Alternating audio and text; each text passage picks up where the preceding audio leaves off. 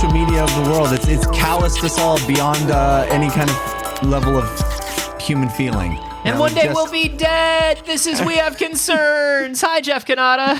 Hi, Anthony Carboni. Hello, concerned citizens. Jeff, I know it. You know it. The concerned citizens know it. They've always known it. Birds are weird. What is up with the birds? Hey, everybody. What's the deal with birds?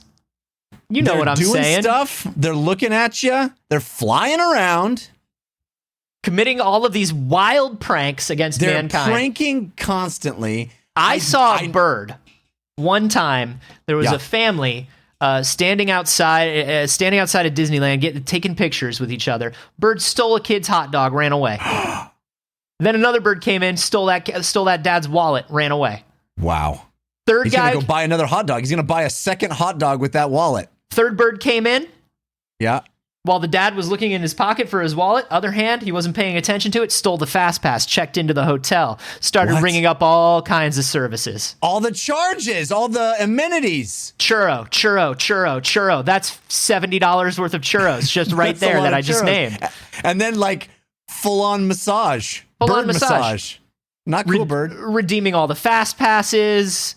And of course, this was in the before times because Disneyland is closed now, and anybody who would go back to Disneyland in this calendar year is certainly taking their life into their own hands. But I'm talking about birds right now. Yeah, let's stay focused on birds. Square Bottle sent this in on the We Have Concerns subreddit. Love a Square Bottle. It is from the Scientific Journal of Research and Reviews, which that's a title that to me means science.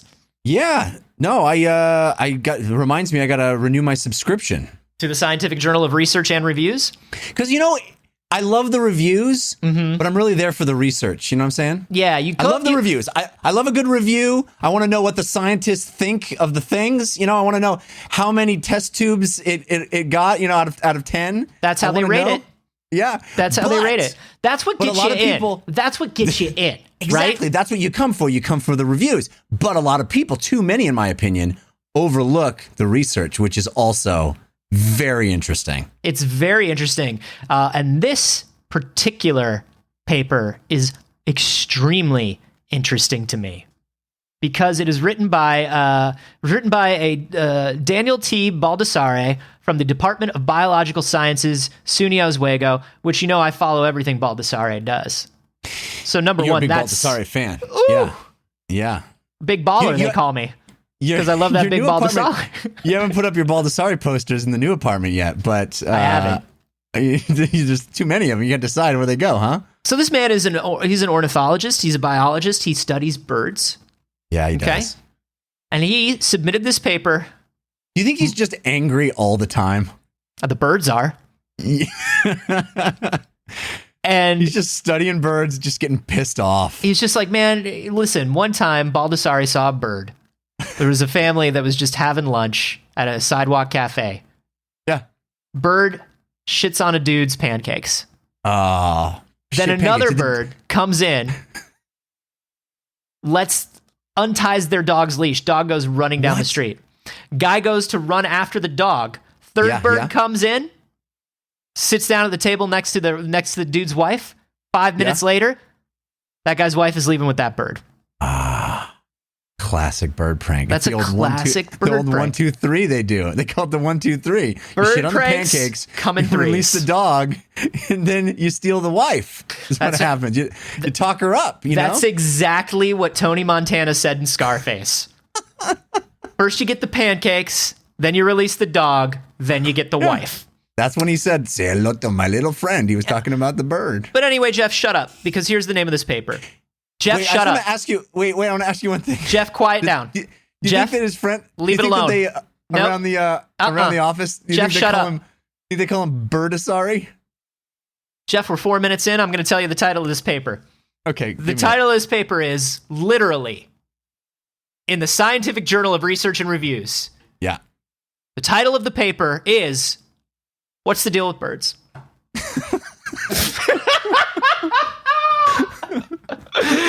Wait. Did we write this? This dude gets it. I feel like we could have written this. Finally, science has caught up to our forward-thinking views, Jeff. Is this research or deal is it just with birds? is this a full research paper or is this just a series of anecdotes where he's like, hey, this one time I saw this bird Bang, at a, ding, ding, at a ding, park. Bang, ding, ding, bing, ding, ding, ding, What's ding, the ding, deal ding, with ding, birds? ding, ding, ding, ding. Who are the ad wizards that came up with this one? Do you think he's just like recounting bird moments and he's like, what's the deal with that one? Or this one? Or well, one I can of tell you, these? Jeff, because I've read the paper. Oh, I can't wait to hear. I'm going to read you a little bit of the intro to the abstract of this paper. Are you ready for this? This is written by Birds. Daniel T. Baldessare, Department of Biological Sciences, SUNY Oswego. Mm-hmm. Great school, SUNY Oswego. Yeah. Many people wonder, what's the deal with birds? I love this guy already. I love this guy so much. This is a common query. Birds are pretty weird. I mean, No, you are making this up. no, this is not the real. paper. This is the paper. I mean, they have feathers. WTF? No way. Most other animals don't have feathers. To investigate this issue, I looked at some birds. I looked at a woodpecker, a parrot, and a penguin.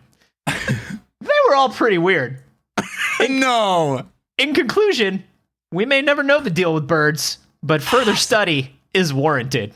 Science. Gotta love science. All the Keywords, people who don't love birds, science. ornithology, behavior, phenotype, genomics, climate change, WTF.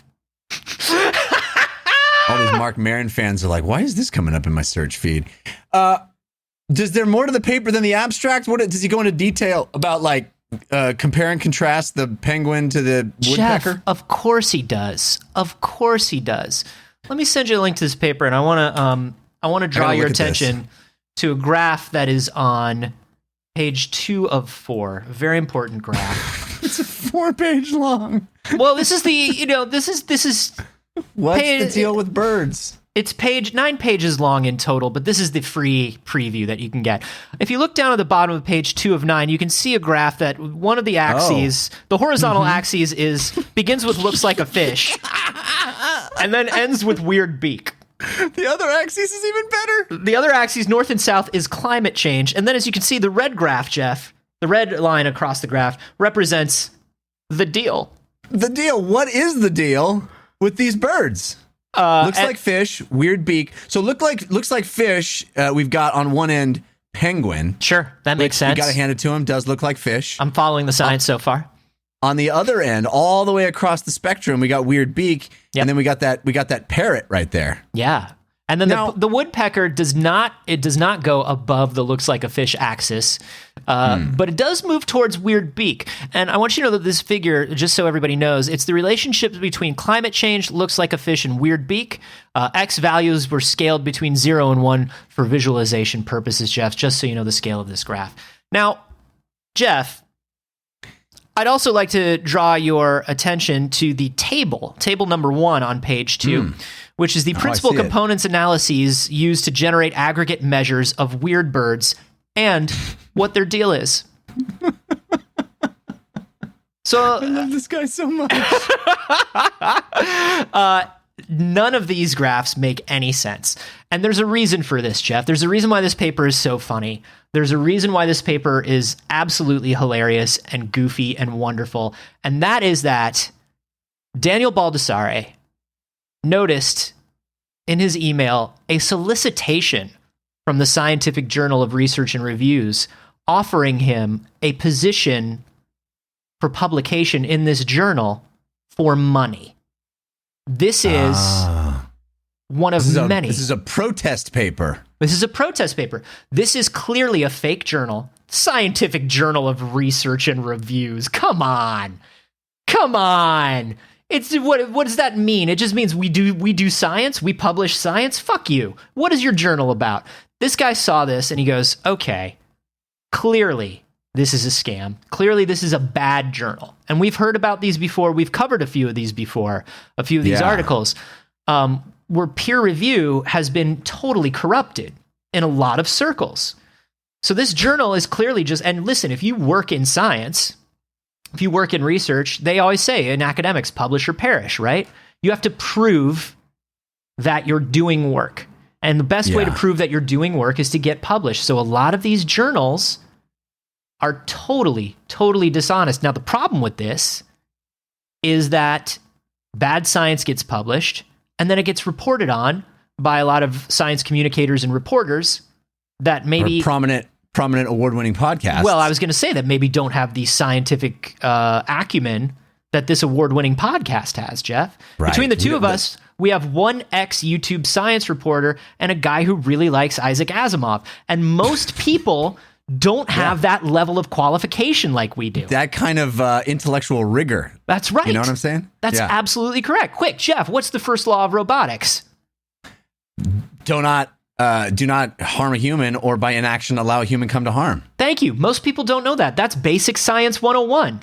Yeah. That is science, and thank you for proving our bona fides, Anthony. I appreciate it. But yeah, so he goes, all right, I'm going to go ahead and submit a total garbage paper. Not only is it going to be a bad faith hypothesis, it's just not going to make sense. And the research... My favorite line here is, this is the first study I'm aware of to attempt to quantify the deal with birds. Unfortunately, the results were ambiguous. So the premise is ridiculous, and he came to no conclusion. Yeah, and he's straight up saying it. All you have to do is read the abstract, and you would deny this paper, right? But they didn't deny it. They fucking published it. Well, there's an entire page of references. Sure, because this guy's a real... impressive. This guy's a real biologist. Impressive. Yeah, I mean, look. If this paper was submitted to me, first thing I do, scroll down to the references section. If it's a page or more, it's getting approved. Look at all these references. Look at these references. I called his old manager, and yeah, it sounded like a dude who picked up in an arcade with a really high voice, and he's like, "Yeah, he worked for me at the Science." Yeah, Uncle Daniel. I mean, Mr. Baldassare definitely worked for me at the Science. It's good enough for me. Good enough. But what I like is that these footnotes actually, and this bibliography, these references actually correspond to real bird research. So he throws real things in. If you listen to this introduction, birds are very strange. Some people are like, whoa, they're flying around and stuff. What's the deal with that? This sentiment is shared by people across socioeconomic backgrounds. Figuring out what the deal is with birds is one of the utmost scientific importance. It is now widely appreciated that the majority of socially monogamous passerine species are weird. And that's when you go to footnote number 1, which is Extra Pair Paternity in Birds, a review of interspecific variation and adaptive function. So this is actually about how bird mating works and how it is a little weird and unique within the animal kingdom. So he's backing up his idiocy with real references, and that's what I love in this paper. Can I read another section? It says detailed behavior analyses. That's the subheading. Yeah. This sentence, I presented territorial males with 6 different experimental treatments with various combinations of local, foreign, and heterospecific control plumage and song types. That was a lot of work, so I didn't want to do that again. I love This guy has invented the onion of science papers. It's so good. It's so good. And I mean, this is what's up. Predatory journals are a very, very, very common scam in academic fields, okay? They solicit manuscript submissions, right? And then they charge fees, they skip quality checks, and then they just fucking submit. And the problem is actual peer-reviewed studies, big ones, like important ones, like PLOS 1, which is a huge one that I used to reference all the time when I was doing daily science reporting, because so many people go through that journal. It's respected, but they charge for submissions. And so it's blurred the line between whether a journal that asks you for money is a scam or not. I think we've hit on a really big issue here, and it is one that I think is even more prominent now, where we're seeing, especially as we muddle our way through a global science crisis, a global health crisis, and we're trying to rely on data and findings and experimentation to figure out how to best handle it. And we're seeing this pushback of anti-intellectualism and people who are doubting individual scientists and scientists as a group. How do we prevent this kind of muddying of the waters from causing people to lose faith entirely in any kind of expert research? I mean, we saw Rand Paul sit there, in a session of Congress saying, "Who are you? Who are you, expert, to call yourself an expert?" Right. How? And I think that's what people start to think is if these kinds of things can permeate the scientific community in what appears to be a legitimate way, even if it's not actually legitimate, and it causes people to feel like science can be doubted, or that opinion can be brought in. How do we combat that? How do we defend ourselves against this anti-intellectual, anti-science wave? I mean, that's the trick, right? Is we are in this point now where it's like, well, here's the science. It's like, well, I don't believe your science. I just don't believe it. Right. It doesn't match what I think, and it doesn't match what I see with my eyes, but that's the whole reason we have science. It's like there are things that we see with our eyes where we don't know why they happen, or they are counterintuitive to what is actually happening. And one example of what you're talking about right now is the hydroxychloroquine. Yeah, right. Where it was like, it was based on an incredibly deeply flawed study. Yeah. Right? Because it's a malaria drug. So we know that it's a working medication. That's the other tricky thing, right? This is sort of, it sort of borders on the idea of homeopathy, what's going on with this. So it works for one thing, and it works a little bit. So is this the thing? And the problem is, all of this study on this medication, you're supposed to have a double-blind, randomized, controlled trial, right? You're supposed to, so like the study's been designed so like the physician and the patients don't know who received a real drug versus a fake drug, right? And then so the researchers, there can be no skewing of the findings because they don't even know what they're expecting. There's no expectations, right? And then the researchers don't know which patients are going to go into what group, and the makeup of the group is roughly equivalent. This hydroxychloroquine study didn't follow any of those rules, and they still published because there was a paper out there that would publish them, and they knew how to word it, and they knew how to phrase it, and they knew how to make it look like science. And so we've got two really tricky things happening right here. We've got people who refuse to believe science that doesn't fit their their perceived outcomes that they want. And then we've got scientists who are willing to bend the rules to get the outcome that people like. Right. And also to make money. There's a lot. I worry so much about this eventual road we're leading to where someone's going to introduce a vaccine and it will be rushed to market because we're all so hungry for it. We're also anxious to get back to a quote unquote normal existence and there are so many people with vested interests in making people feel safe and secure, even if some of those vested interests come from a genuine good place. Yeah. That I worry about a potential vaccine that has side effects that aren't immediately apparent, that 6 months, 8 months, a year later, people start having really adverse effects. And then what happens? Then what? If do we all take this vaccine, the entire world? I don't. It's a very scary idea of these things that aren't tested to their full extent. It is. I don't know. It's a weird time. It's it's the amount of special interest money on all the way up the chain, all the way through this entire thing. Because if you're a research lab and you are looking for money to do some sort of research on something, who's going to fund it for you? Well, most of the anti-smoking research was funded by cigarette companies in the beginning. Right. And they grabbed labs and studies and researchers who would make sure that they got the outcome that they wanted, or would throw away results and keep doing the study until they got the results that they wanted, right? Yeah. And so there's a lot of worry about this. And then there's also, with something like the hydroxychloroquine, it's like, well, obviously a pharmaceutical company makes that, Yeah.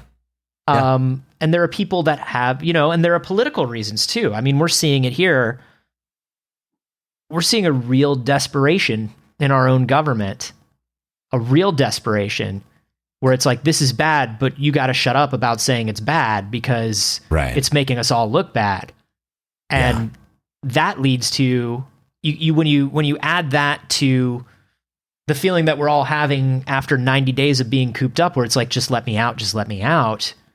Yeah. You get a lot of people rushing and ignoring kind of important science, like, is birds weird? Yeah. I think we need to really double down on figuring out what the deal is with birds. Thank you. Out of all the things that are happening right now, I think that's what we need. Here's what we did learn this week. We did learn that monkeys is pranksters. Monkeys giving birds a run for their money. You know what I'm saying? We did hear that birds are pranksters, but now we've also heard that monkeys is pranksters, Jeff. You know what I take away from this paper by Mr. Baldassare? I take away the fact that this dude needs way more funding. He dabbled in what's the deal with birds, came up with no conclusions. Let's throw money at this problem. Maybe a longer study with more scientists, more offices involved in figuring it out. Maybe we finally come to an understanding of what's the deal with birds. Thank you. Listen, maybe he didn't reach the conclusions that we need right now. Maybe we don't know why that bird was able to steal that guy's wife so fast. Maybe it had beautiful plumage. We'll never know. But that's correlation is not causation. You know what I mean? That's why we need a Baldassare. That's why we need a double blind date. You know what I'm saying? That's what we need. Listen, we're going to send you two on a double blind date. And listen, Karen, if you like going out with that pigeon, we'll send you on another date for free. We'll pay for it. I'm just saying, my husband, he would have eaten those poop pancakes. You know what I'm saying? Listen, I don't want to be with a guy like that. Listen, your husband's a cuck. You need to go out with this bird. Forget a cuck and get with a cluck. You know what I'm saying? That's classic bird line. That always gets him the ladies. That's what a bird used on my ex. I haven't seen her in 10 years. Just walked right out. But no, this is funny. Some other things that happened during this, which I really love, is Baldassare immediately caught on to the fact that this was a terrible journal. They asked him for $1,700 for their fee to publish this paper. $1,700. Did he pay it? He talked them down to literally nothing. Talked them down. They came down from $1,700 to $99, and then they offered to do it for free because he told them he was going to go to Nature. He told them, well, if you won't publish this... Nature wants this paper. Yeah, if you won't publish this, Nature wants to publish it. Amazing. I love that. All right, so I hear your offer of $1,700. Yeah. Let me give you a counter offer. How about go fuck yourself? How about that? Is that something we can work with? Whoa, Dr. Baldassare, listen, we're a highly respected journal of both science and research. I understand. Did I mention we've added review? What? That's right. The one S and the two R's. All right. I will raise my offer from go fuck yourself to a stone cold zero. How about nothing? I pay you nothing, and you publish my paper about the deal with birds. Let me ask you this. Is these birds weird? You got to see the graph. Fuck, there's a graph. Okay, we'll take it. He said that he thinks the reason they did it is because if they did it for free the first time, he'd come back when other papers of his couldn't get published, and he'd pay them then. Like the first one's free kind of thing for bad science. It's like every piece of new media content I've ever been hired for. Do it for the exposure. Do the first one for free, Jeff, they say. And then the second one, you'll get money. Just do it for the exposure, You'll have fun. It's a good crew. There's good science. As soon as it goes viral, you'll get paid, they say. Listen, baby, once this stuff goes viral, we're all going to get paid. I'm sitting on 100 videos I've done over the last 5 years, and once any one of them goes viral, that's all it takes. All it takes is one, baby, and then you got that Jake Paul money. Then you're punching people. We all want to be Jake Paul. Listen, everybody wants to be Jake Paul. Everybody, look at Jake Paul. What about that would you not want? Look to your left, look to your right. One of you is the next Jake Paul and should be embarrassed. Jeff, Jake Paul, if you're listening, and I know you are. Thanks for listening. Hey, Jake Paul, if you're listening, and I know you are, stop listening. Get out of here. There is a list right now that's up. This is such a problem called the list of hijacked journals. You go to predatoryjournals.com. Wow. Predatoryjournals.com. Can I tell you how disappointed I was when I went to predatoryjournals.com and it wasn't a list of journals about sweet ass predators in the wild? You know what I'm saying? If it wasn't, I'm doing my usual round, all the websites I like, and I'm like, you know what? I want to find some sweet ass journals. You're clicking around on the sweet ass journals web ring on GeoCities. Yeah, you know how I do in 1998. Yeah. You know how I am. And I'm like, I want to see some sweet ass journals about like some hawks or maybe a crocodile. You know what I'm saying? Some sweet ass predators. Yeah. Carl Weathers. Yeah. Nothing. Predatoryjournals.com. Huge disappointment. I give it 1 test tube out of 10. But this is a huge thing. Stop Predatory Journals has a list of all of these journals which are just fucking fake. And Jeff, when you start scrolling, you don't stop scrolling. That's how long this list is. And I can tell you, that's bad, man. That's bad. I can tell you that as I scroll down this list, look, all these journal names do sound a lot alike. There's a reason they sound a lot alike, but there are a few that I've definitely seen people report on and from. You know what I mean? Stuff has gotten picked up from some of these journals. And not only are there like hundreds and hundreds and hundreds of these. Oh my God. Look at them all. If you look at the hijacked list, these are journals that used to be. They started good and they went bad. That's right. Journals gone bad. They went to the theater with their parents. And it could have gone either way. You know what I mean? It could have gone either way. It could have. You know? The thing that's so depressing. You can be Batman or you can be Hush. You know what I'm saying? It's the same story. Oh yeah, it's the same story. Spoilers for Hush, by the way. Spoilers for a 25-year-old comic book.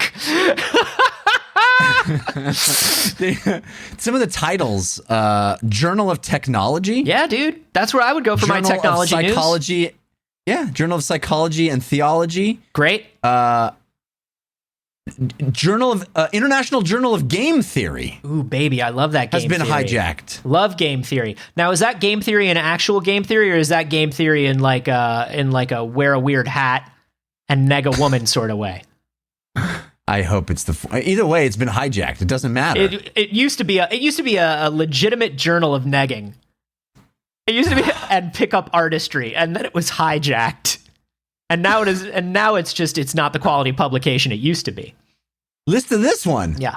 The Transylvanian Review. No. How do I know what the Transylvanians think about anything if it's been hijacked? The Transylvanian Review, my most trusted source of Transylvanian knowledge. When I want to know how the vampires feel about anything, Jeff. You read the Transylvanian Review. The Transylvanian Review definitely contributed some of the technology that we saw in the Underworld movies. And definitely it led to some of the technology we saw in like maybe a Blade 3. Yeah. You know? Blade 3. It was big. It's in the credits of Blade 3. A Dracula 2000, perhaps. I don't know. Transylvania Review. You know, the Transylvania Review does hard-hitting reviews also. And they also use the test tube scale. It's just test tubes full of blood. Whoa, spooky. Yeah, it's spooky scary. But the reason this list of predatory journals exists is because there was an original list of the same journals created by one man, Jeffrey Beal. He was a scholarly communications librarian at the University of Colorado at Denver. He created a list in 2008, and that list was a list of predatory journals. He was like, these journals are false. They are paid off. They are they're fucking lying to all of us, and they're destroying science, and they're destroying science communication and science research.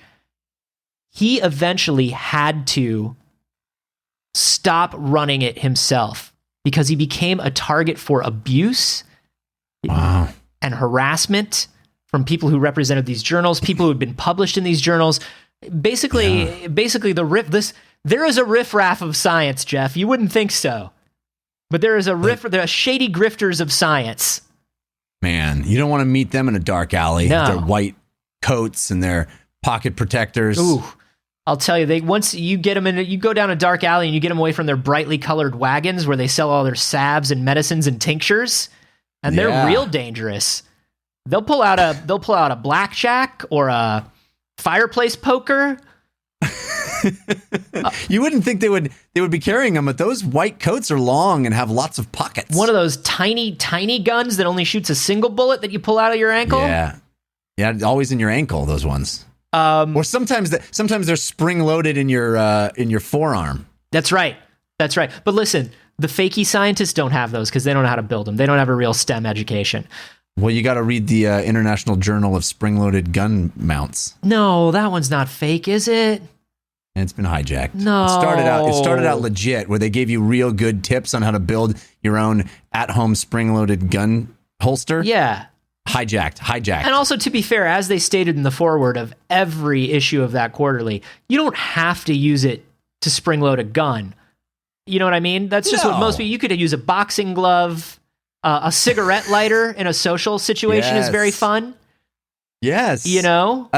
Maybe an ace. If you're in a high stakes game of poker, sure, with some underground ne'er-do-wells in a riverboat or in space, either way it works.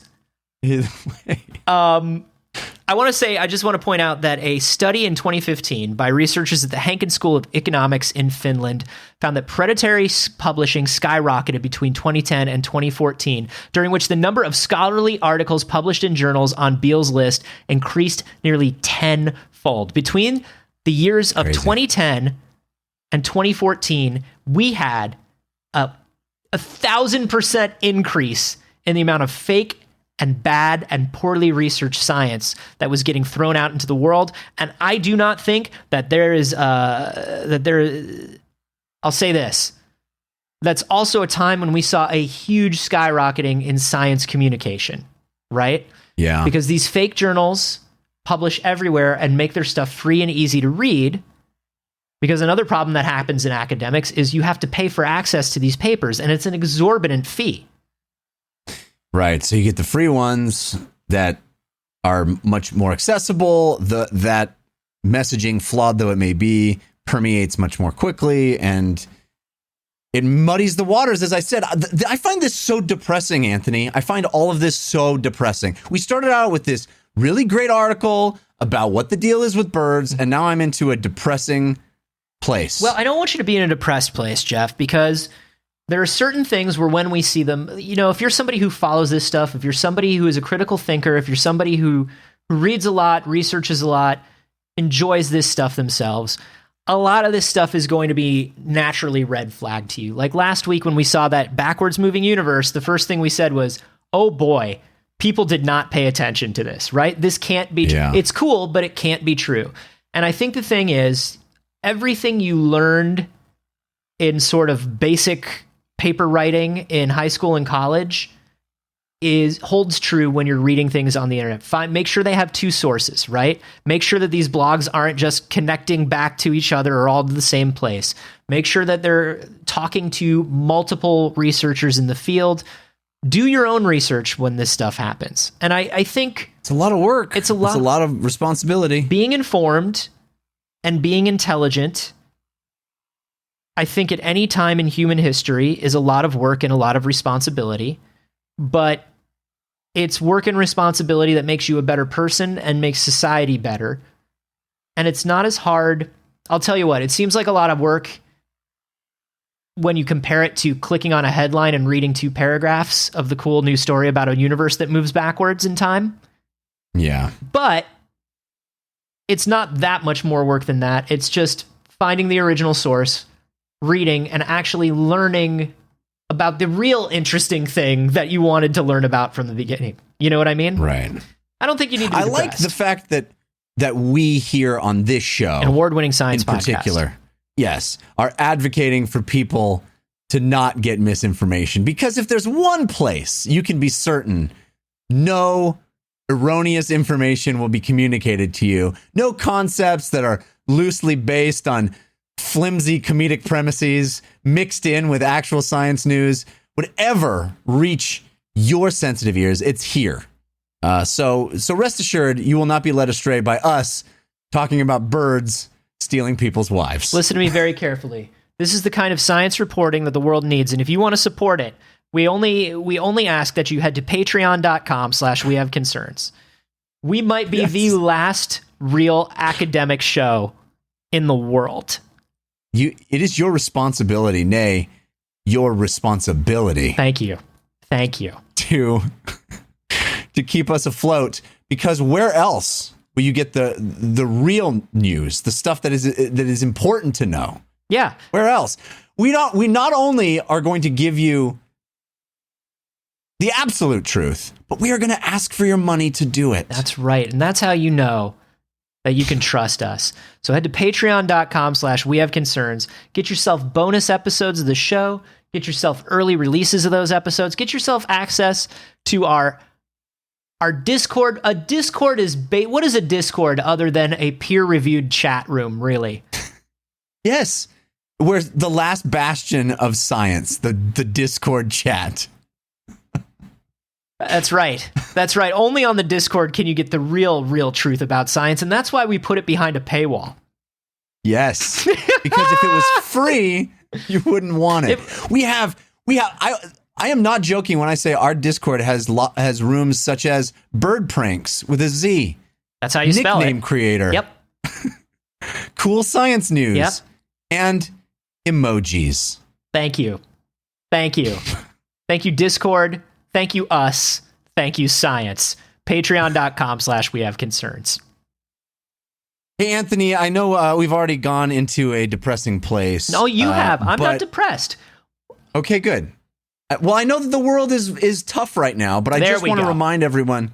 I want to remind everyone that our show is called We Have Concerns, not We Have Reassuring Feelings. Yeah, not We Have Rainbows for you. Not Here Come the Cookies. No, I have... It was originally called Here Come the Cookies, but Alec Baldwin had a podcast that was also called Here Come the Cookies. Yeah, his is way different than what we were going to do, though. I thought it could still work in the marketplace, but Anthony was like, nope. We actually were. Nope. I don't know if you remember, we were going to call the podcast Here's the Thing, and then we found out Alec Baldwin had a podcast called Here's the Thing. That's true. I didn't realize that was the joke you were making. That was the joke I was making. That is an accurate... It was a joke for an audience of one who forgot it. Once again, that's patreon.com/wehaveconcerns. All right, so I have something else for you to be concerned about, dear audience, and it's flesh-eating worms. No. The monkey stole the virus, Jeff. I can't deal with a flesh-eating worm right now.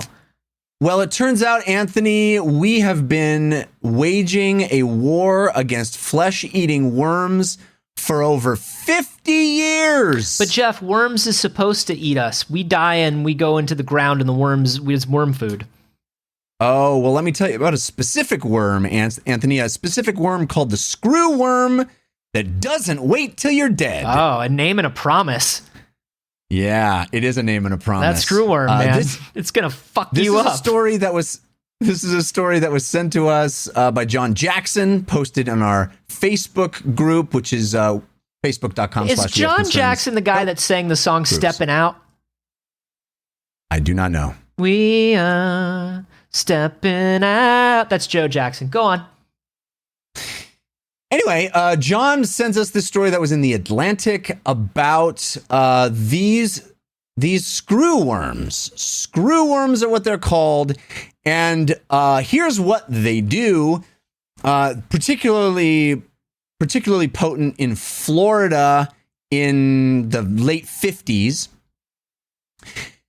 What would happen is deer or cattle, livestock of all kinds, they would start freaking out, displaying some strange behavior, like shaking their heads back and forth, looking like they're trying to get something off of them. And then they started developing open wounds, strange open wounds along their foreheads, on their backs, around their belly buttons. Newborn calves would have their belly buttons I know torn what this open. is. I've seen this before. You've got yourself a witch with 2 V's.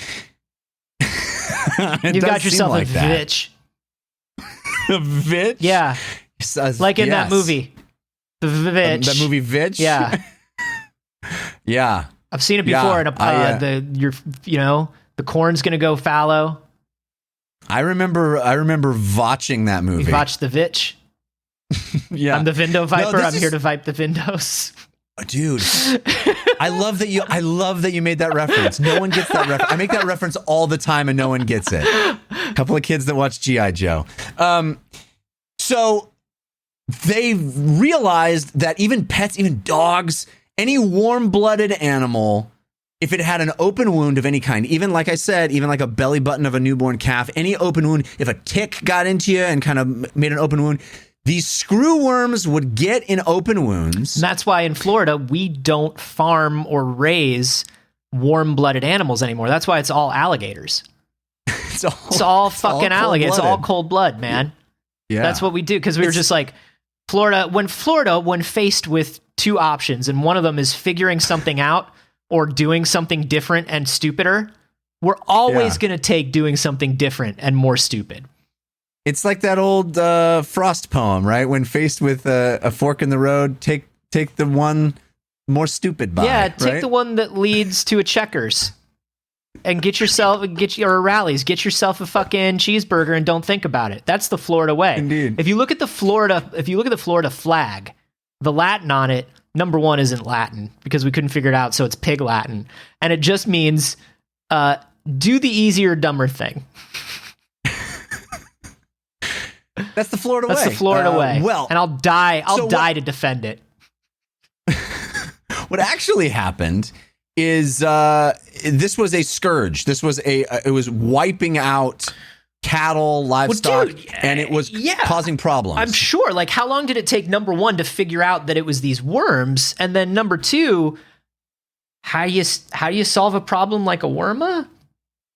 Oh, well, there was an entire agricultural department of the USDA called COPEG that was put together to attempt to fight this thing. There was a guy in the 30s named Edward Knipling. Oh, that's a bummer for him. K. There's a K. That's a bummer. It's either Knipling or Nippling. I bet he grew up to be a real hard ass that didn't take anything from anyone. Well, the motherfucker studied screwworms. You know, I think you have to be a hard ass to be able to study screwworms and stare into open wounds of warm-blooded animals. I can see how somebody who had to go to junior high with the last name Nippling grew up more comfortable around worms than people. Yeah. Anyway, this is the guy who was on the team that invented DDT. Oh, good. So this is a guy who took no shit from the environment. Exactly. They basically helped win World War II by inventing DDT. Jesus. Which protected troops from insect-borne diseases. They turned to him and said, perfectly hey, safe.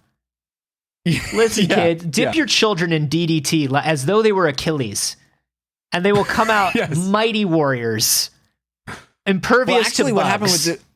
What happened with this Nippling fella is that the fallout of DDT, which had some positive effects, and then eventually was a horrible scourge that ended up being a very big problem.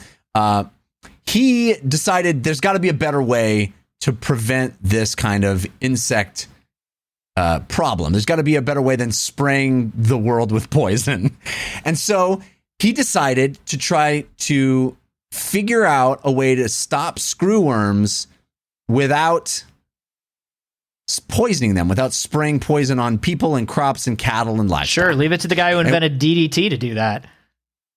That'll be fine. Well, what he came up with was, they're called screwworms. He's like, let's take that first part out of the equation. He decided to figure out a way to sterilize them. Woo! sterilize screwworms. So what he noticed was, as he observed their behavior, in I think in Florida, he was studying their behavior, or I guess it was, Anyway, he noticed that these worms fuck. Like these worms do. These worms do be fucking though.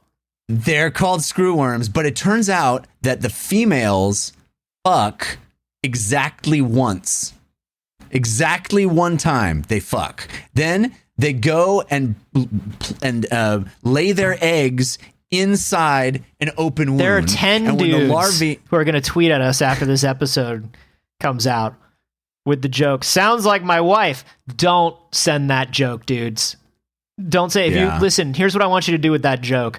I want you to write it on a piece of paper, put it into a capsule, and throw it down a well that goes into the past. Thank you. Yeah. All right, go on.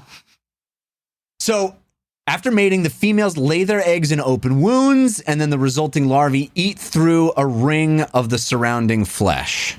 Once the larvae are engorged on the blood and viscera of the flesh, they emerge as a new generation of these flying screwworms. They rise like eldritch gods, gorged on the flesh of cows. Yeah. So what Nippling Don't just realized... say yeah. This is fucking... That's what they do. It's accurate. This is nightmarish. It's accurate. Don't just say yeah to that. I acknowledge that. They're all... Each one of them is tiny vampires. I read about it in the Transylvanian Review. Listen, before they got hijacked. You know what I'm saying? And this was when they were... Ever since they got hijacked, it's been like, screwworms are awesome. Screwworms kick ass. Weird, right? It was like a 180-degree turn in the Transylvanian they're like, Review. Listen, we published some old research, but now there's been this new research by Dr. Screwwormington. Like they're not even trying. Yeah, it does seem like an odd nom de plume. You know what I'm saying? Yeah, it's real weird. And if you can't trust, like you said, if you can't trust the Transylvanian Review to talk to you about vampires in this day and age, who can you trust? Yeah, can you trust anything to talk about anything? No. You can trust us. Anyway, so what Nippling realized was they screw once, the screwworms. The females will only mate once their entire life. And if they mate with a sterile male, they never have any offspring. Don't have any offspring, no larvae inside open wounds, no problem. This is a lot so this was you said in the 50s and 60s. So I would imagine we've extrapolated on this research.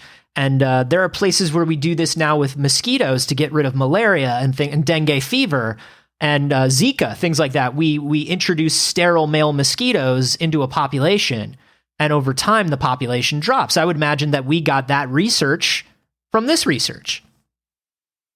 Yes, and what we do today in 2020 and have been doing for decades is that every single week a plane, or a series of planes, drops 14.7 million sterilized screwworms over the Panama-Columbia border. And they say, enjoy yourselves, boys.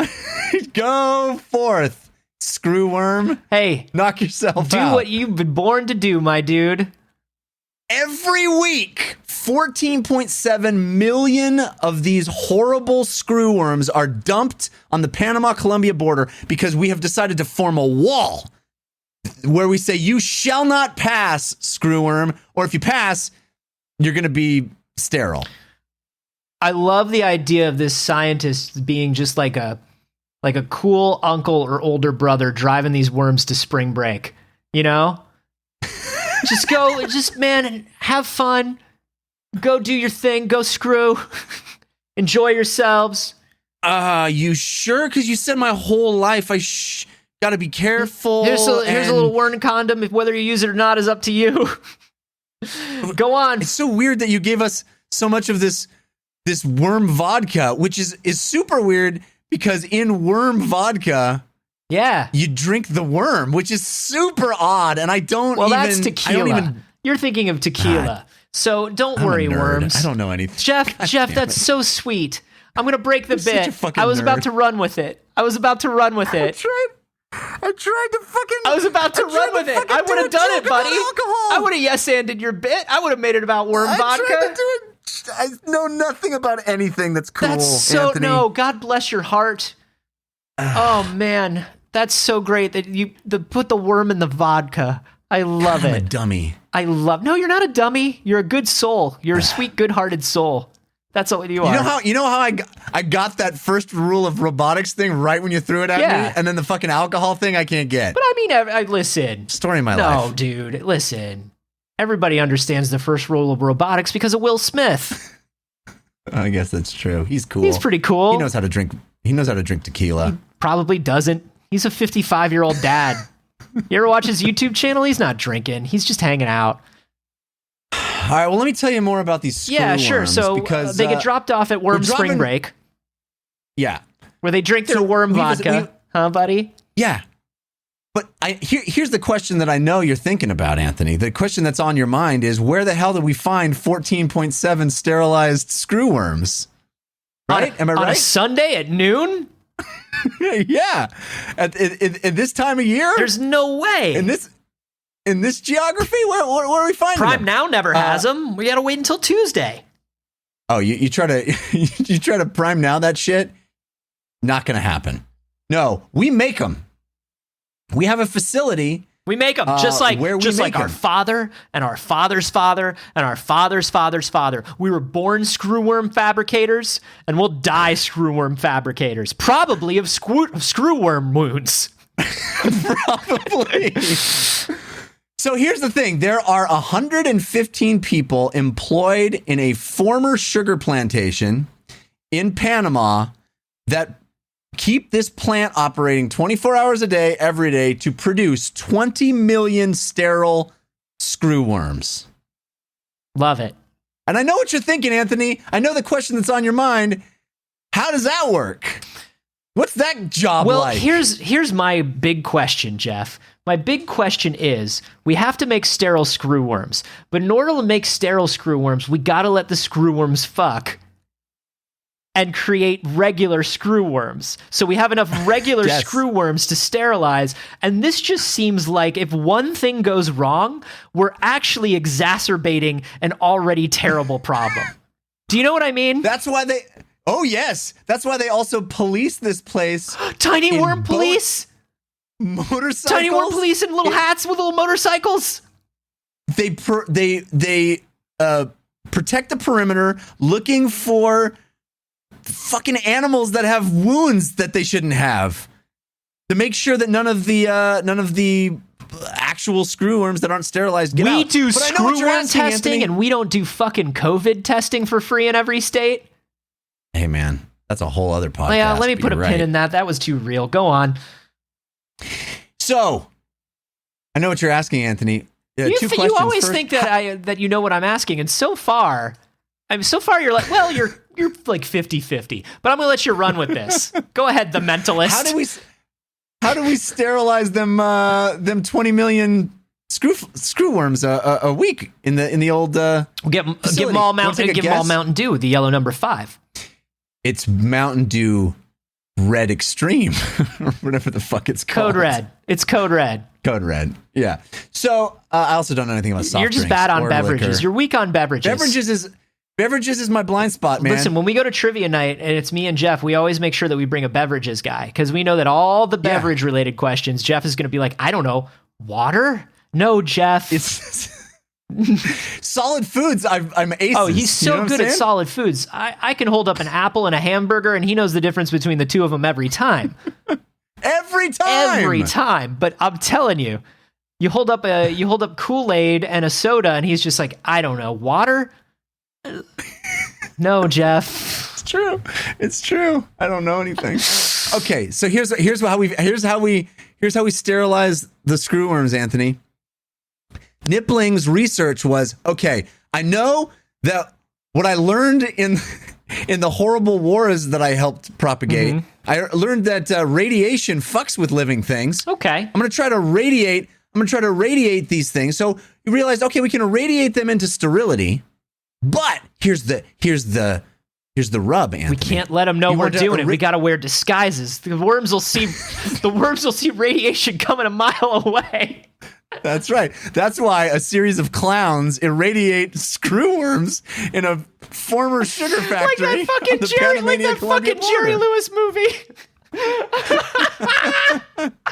It's Patch Adams is what it is. It's Patch Adams for sterilization. Okay, I was going much darker, but that's okay. We'll do Patch Adams. We'll do Patch Adams. So no, what they do is the problem is you want to irradiate them into sterility, but you don't want to irradiate them to the point where females don't find them attractive. You radiate them too much, a female's like, oh dear God, what happened to you? Now wait a second. I've seen the Toxic Avenger movies, and that's not true. Sometimes a real nerdy worm can get irradiated and turn into a real, like, sure, he's physically kind of gross, but for whatever reason, the women love him. Because he's virile. Now listen, or a Spitterman. The last person. Sometimes it's Anthony, a Spitterman situation. Everybody likes Peter Parker after a Spitterman situation. The last person that's gonna shame your kink is nippling. You know what I'm saying? Nippling is not gonna shame anyone's kink. Rudyard Nippling is what his friends used to call him because in secret he was a big pervert. He was writing the Jungle Book. And they're like, Rudyard Kipling, more like Rudyard Nippling. You know what this guy's into? Why has that been in the background? Why has that been the joke that my background processes have been trying to figure out for 20 minutes? I'm like, there's a joke in nippling. That's it. That's what I got. Cool. It's the Rudyard Kipling. Yeah, that's the one that I got. You know, I'll take it. All right. No, but that's the problem. You can't just rely on the kinky ones that are into the Toxic Avenger. You got to get a wide swath of all the female screwworms. Who do you think's hot? Wait, but who do you think is hotter though? Regular Bruce Banner or Professor Hulk? Me personally, Professor Hulk every day. That's what I'm saying. He's got those the spectacles. The spectacles make him relatable. You know, regular Hulk smash. Professor Hulk spectacles. Now I can sidle up next to him, have a convo. We love a gentle giant. That's what I'm saying, right? Yeah.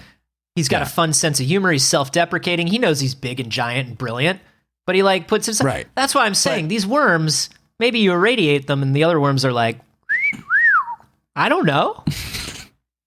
Well, what Nippling found was that it takes exactly 5.5 to 5.7 days to irradiate a screwworm into a point where it can't fuck. It can still fuck. It's still fuckable. Yeah. But it's shooting blanks. You know what I'm saying? Right. So it's like that point that all dudes reach around like 47.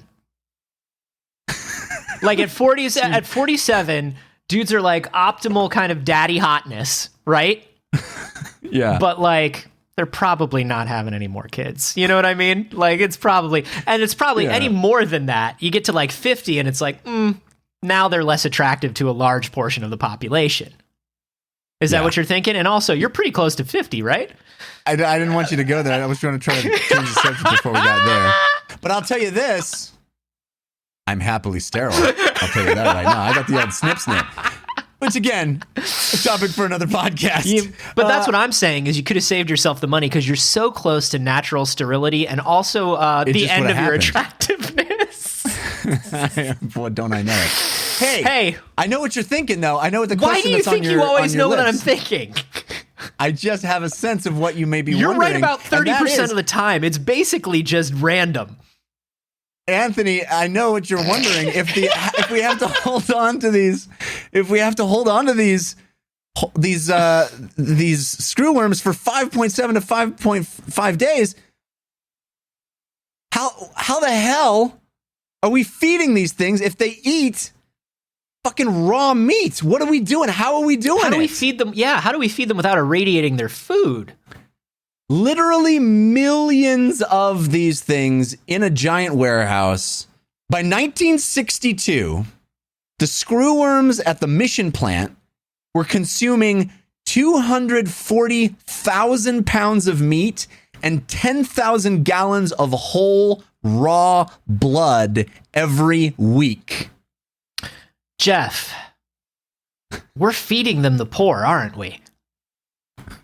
There's no way we have enough animals for that. We're feeding them the poor. And this was in the 60s, and you said we're still doing it today. Yes, we're still doing it today. So here's in the 60s they were giving them.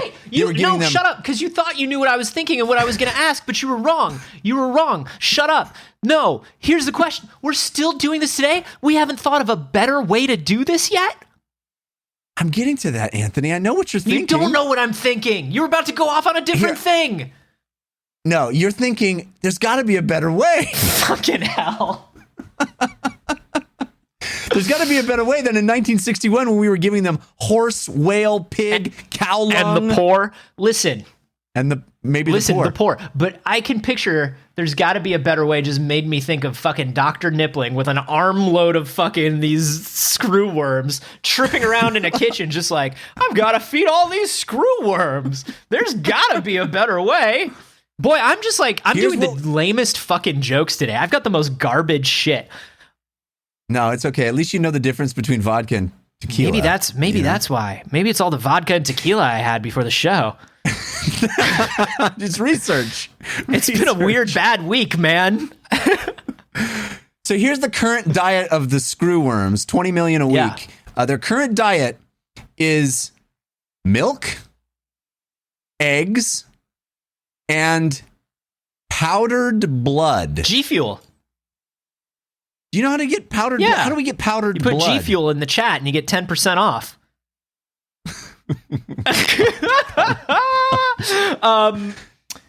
Powdered blood. I mean, I would imagine the same way we get powdered anything. We get blood and we dehydrate it. When you think about how big the livestock industry is around the world, all of those animals need to have their blood drained and removed, especially if they're going to be kosher. And hey, you're going to throw that away and not use it? You could send it off to the mission plant. They'll take it, they'll powder your blood to put some milk, some eggs in it, and they reconstitute it, and thickening it with cellulose into a dark brown sludge. Would you try it? That they wouldn't let me try it. Would you try it though? Would I try it? Would you try it? Fuck no. I'd try it. Are you kidding? You would not. I would try it. Oh God, that's I'd so know. foul. I'm one of those people where the first time I got a dog, I was like, I gotta know, and I immediately ate dog food. Yeah, but it wasn't powdered blood, dude. I mean, have you ever read the list of ingredients on dog food? Is it powdered blood? It's mostly powdered blood. No, I mean, it's not much better most dog foods, but no, I'm one of those people. If they were like, it's made of milk, eggs, and blood, shit, man, that's one part of a traditional English breakfast right there. You basically got half it. You put that on some toast, and that's fucking Bob's your uncle. You know what I'm saying? That's I guess all these screwworms are just like English aristocrats. They basically are. This whole thing has just been me picturing tiny vampire worms in different costumes, and ba Jeff, I am loving it. So here's what they do. They pump that gunk into big trays. They have it in a 102-degree hatching room where the screwworms get into feeding pockets. They say they line up like cigarettes in a carton, their mouths shoved down into the food and their white tails wiggling in the air. And people work Sounds like capitalism, am I right, everybody? Yeah, it's a metaphor. It's a metaphor. Fucking listen to a Tool album. Follow Pearl Jam around for a couple months, idiots. Anyway, go on. Animal Farm. Read it, dummies. Read it. So the 102-degree room is to create a situation that feels like the surface of a hot-blooded animal. Hell yeah. And they I'd like to feel the surface of a hot-blooded animal. That's what Rudyard Kipling said right before he died.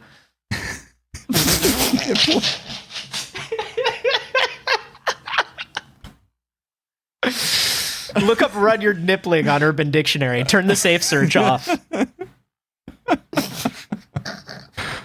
So anyway, they're eating away, you know, on what they think is a hot-blooded, warm-blooded animal. Jeff, and then we just radiate them and sterilize them, send them off to fucking screwworm spring break, and Bob's your uncle, as they say. No, Bob's your uncle. We're done. So Jeff, I guess my question was not have we found a better way to feed them.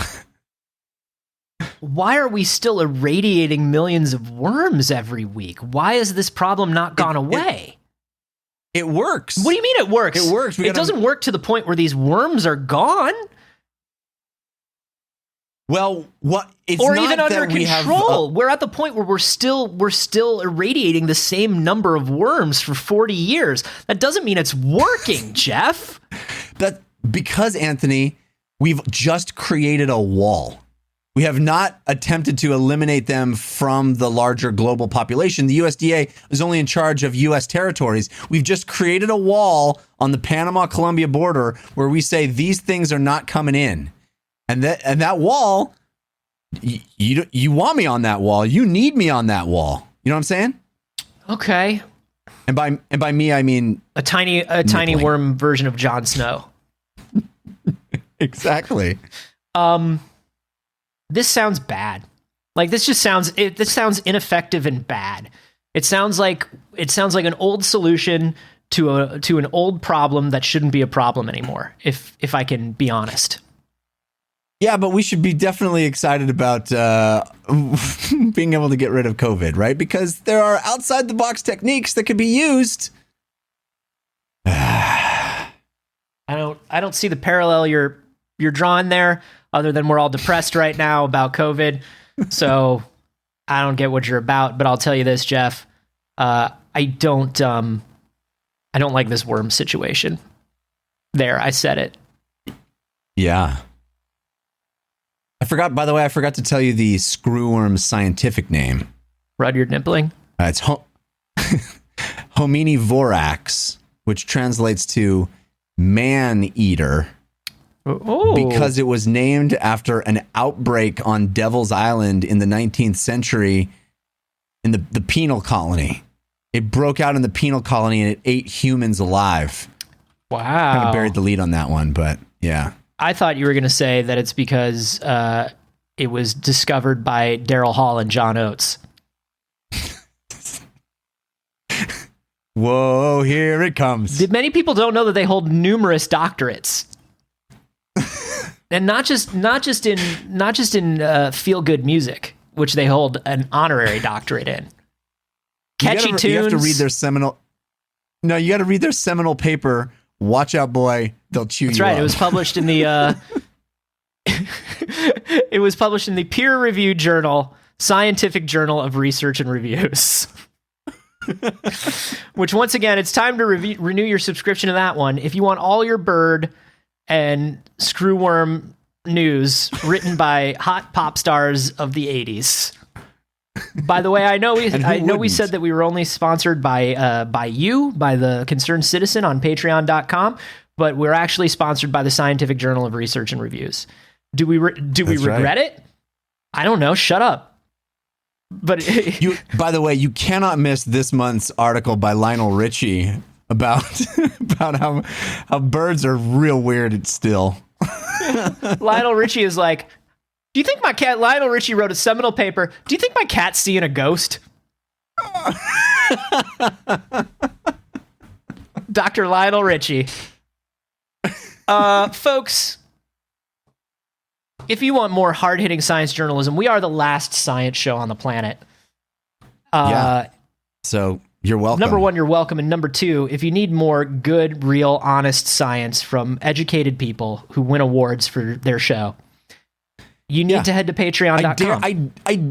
I dare you to try to find something that'll teach you as much as we've taught you in this hour of listening. Somebody tweeted to me about something called Star Talk, and it sounds like it's for fucking nerds. So leave that alone. Or something called TED. I don't know who TED is, but he doesn't know as much as we do. You know what? I bet those people are nerds that don't know how to drink all of the liquors. You know what I'm saying? I love drinking a liquor. If you want to support Jeff's clear liquor habit, head to patreon.com/wehaveconcerns. You get bonus episodes, you get early episodes, you get access to the Discord, and it's the only way that we fund and support the show. So we really appreciate you all for doing it.